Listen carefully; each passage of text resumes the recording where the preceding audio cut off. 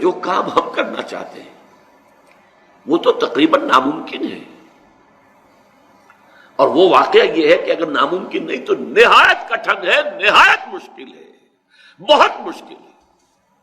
یعنی یہ کہ اس کو آسان نہ سمجھیے، یہ ایسی شے نہیں ہے کہ بہت ہی ہم اس کو جیسے لیئرلی کی شے کو لے لیتا ہے آدمی ایسے ہی سرسری طور پر، یہ تو ایک بہت بڑا کٹھن کام ہے جس کا بیڑا ہم نے اٹھایا ہے۔ میں آپ کو یاد دلا دوں کہ اس سے پہلے بھی میں یہ کہتا رہا ہوں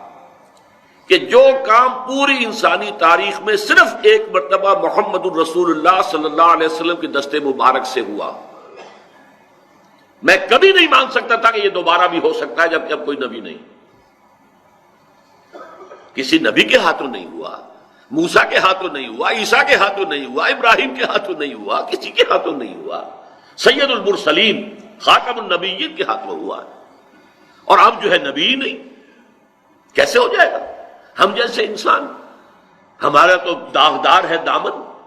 وہ بے داغ جو ہے سیرت و کردار کی مالک شخص ہے،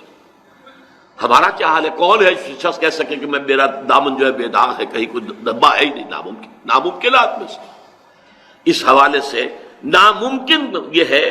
اور میں کبھی نہ مانتا کہ ہو سکتا اگر حضور کی پیشن گوئیاں نہ ہوتی۔ وہ پیشن گوئیاں صریح ہیں، بالکل واضح ہیں، کلم کھلا ہے، قرآن کا سغرا کبرا بھی ہے، وہ میں بیان کر چکا ہوں، اس دو چیزوں میں نہیں جانا چاہتا، بہت تفصیل سے چیزیں آ چکی ہیں، اور خطبات خلافت کے اندر ان سب کو میں نے جمع بھی کر دیا۔ بہرحال اس کی پھر میں نے جو توجیہ کی ہے کہ ہونا ہے اور ہو نہیں سکتا، پہلے تو یہ کہ میں اس نتیجے پہنچوں دوبارہ ہو ہی نہیں سکتا، جس کو کہتے ہیں امتناع نظیر کا مسئلہ، جو ہمارے ہاں شروع میں جو بحثیں شروع ہوئی ہیں، جس سے دیوبندیت اور بریلویت کے دو راستے علیحدہ ہوئے ہیں، حنفیت پاکستان ہندوستان کی حنفیت کی جو دو شاخیں پٹی ہیں، ان میں سے ایک مسئلہ یہ بھی تھا کہ آیا اللہ بھی دوسرا محمد پیدا کرنے پر قادر ہے کہ نہیں؟ اگر قادر ہے اس کا مطلب یہ کہ بے نظیر تو نہ ہوئے محمد صلی اللہ علیہ وسلم، اور اگر قادر نہیں ہے تو اللہ کی قدرت جو ہے اس کے معاملے میں سوال پیدا ہو گیا کہ اللہ کی قدرت محدود ہے۔ یہ اس قسم کے مسائل تھے جن پر بحثیں شروع ہوئی، امکان کذب اور امتناع نظیر، اللہ جھوٹ بولنے پر قادر ہے یا نہیں؟ کہ یہ قادر ہے اللہ جھوٹ بولے، نہیں ہے تو اللہ قادر نہ رہا۔ اب چلتے جائیے، کرتے جائیے بحثیں، منطق کی جو ہے ادھر کے سغرے ادھر کے کبرے، وہ اس کے بال کی کھال نکالتے رہے، اور دو بڑی عظیم شخصیتیں ہماری ہیں، دونوں قابل احترام ہیں، لیکن لگے رہے انہی کاموں کے اندر۔ آخر جو حال ہمارا ہوا ہے وہ کسی وجہ سے ہوا نا، یوں تو نہیں ہوا، اللہ تو ظالم نہیں ہے، ما ظلمناہم ولکن کانوا انفسہم یظلمون، ہم نے تو ان پر ظلم نہیں کیا، انہوں نے اپنے اوپر ہی ظلم کیا ہے۔ پر اس کے اعتبار سے جو میں نے توجیہ پھر کی وہ یہ ہے کہ یہ کام کئی نسلوں میں جا کر ہوگا۔ حضور نے ایک نسل میں 20 سے لے کر 21-22 برس کے اندر پورا کام کر دیا، آپ کے دست مبارک سے ہو گیا، یا اللہ نے کرا دیا۔ یہ ساری چیزیں ایک ہی حقیقت کو بیان کرنے کے اسلوب ہیں۔ اب یہ ہوگا کہ تدریجاً ہوگا، لَتَرْكَبُنَّ طَبَقًا عَن طَبَقٍ، اور ایک ایک درجہ جو ہے، مختلف تحریکیں، مختلف جماعتیں، ایک ایک نسل کے اندر یہ قافلہ ایک ایک قدم، ایک ایک سیڑھی چڑھے گا، لیکن پہنچے گا پھر بالآخر اسی منزل میں۔ یہاں میں ذرا وہ آیتیں بھی آپ کو یاد دلانا چاہتا ہوں کہ اگرچہ بڑے شد و مت کے ساتھ قرآن میں رسولوں کے انکار کرنے پر قوموں کی ہلاکت کا ذکر آیا، جتنی مرتبہ آیا ہے وہ آپ کو معلوم ہے، اس کے لیے میں یعنی یہاں آپ کا وقت لینا نہیں چاہتا،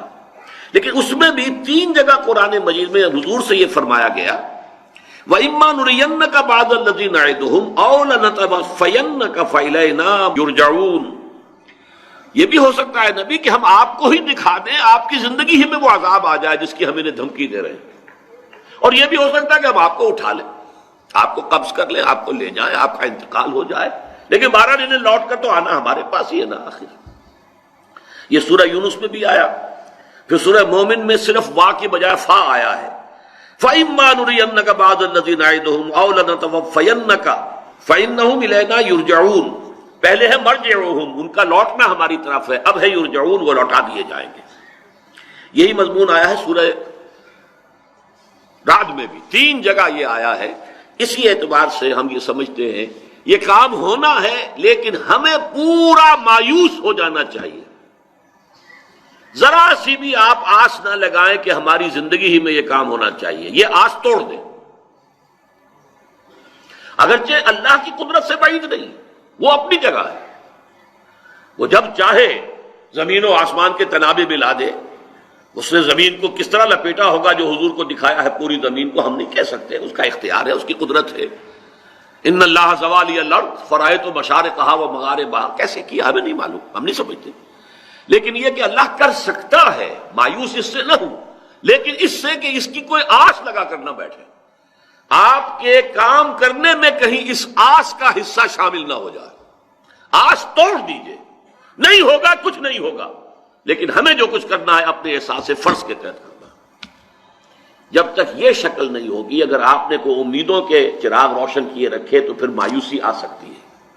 اور میں اللہ کا شکر ادا کرتا ہوں کہ کئی سال پہلے، 5-6 سال پہلے میں اس مضمون کو لکھ چکا ہوں۔ وہ جو ہے 20ویں صدی عیسوی میں بر صغیر پاک و ہند کے اندر اسلام کے انقلابی فکر کی تجدید و تعمیل، اور اس میں تدریج کے تقاضے کہ اس سے مایوسی سے انسان بچتا ہے، ذہناً پہلے تیار ہو، اپنے دل میں یہ خواب دیکھ لے کہ بس میری زندگی میں یہ کام ہو جائے گا، تو پھر ایک تو یہ ہوگا کہ یہ ہک اور مائکروک، ٹیڑھا بیڑا راستہ جو ہے سیدھی انگلیوں نہیں نکل رہا، گھی تو ٹیڑھی کرو انگلیاں، یہ کرے گا انسان۔ اور نمبر 2 یہ کہ جب دیکھے گا میرے تو اب بہت قریب آ گئی، میں تو بوڑھا ہو گیا، ہوا کچھ نہیں، تو پھر جو دل شکستگی طاری ہوگی، جو فرسٹریشن آئے گی، جو مایوسی ہوگی، واقعہ یہ ہے کہ وہ میں سمجھتا ہوں کہ اللہ تعالیٰ کی سزاؤں میں سے ایک سزا ہے، جو کہ انسان کو اپنی زندگی، اپنی بڑھاپی کے آخری دور میں آ کر یہ فرسٹریشن ہو کہ میں نے اپنی ساری زندگی جس کام میں لگا دی، اس کا کوئی ٹینجیبل، کوئی واضح، کوئی جو ہے ٹھوس نتیجہ میرے سامنے نہیں۔ لیکن اگر انسان پہلے سے تیار ہو، ذہناً اس کے لیے تیار ہو، ایک قدم بھی ہم آگے لے گئے تو بہت بڑی کامیابی ہے۔